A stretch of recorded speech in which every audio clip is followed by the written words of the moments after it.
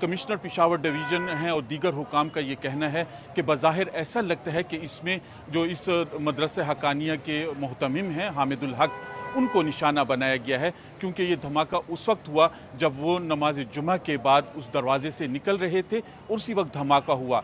इस मदरसे के करीब ही उनकी रिहाइश गाह भी है। इस धमाके में उनका एक छोटा बेटा ज़ख्मी भी हुआ है। इन ज़ख्मियों को तब सबको मकामी हस्पताल भी ले जाया गया है और यहाँ पेशावर में भी हस्पतालों में इमरजेंसी नाफिज कर दी गई है। उनके वालिद को 2018 में मौलाना समीउल हक को भी इस्लामाबाद में कत्ल कर दिया गया था और अब तक उनके जो कातिल हैं उनके बारे में कुछ मालूम नहीं हो सका।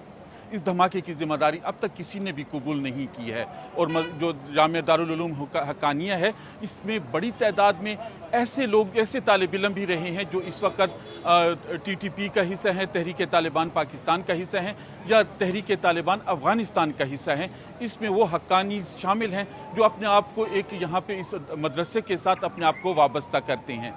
पुलिस का कहना है कि वो इस बारे में मज़ीद तहकीकात कर रही है।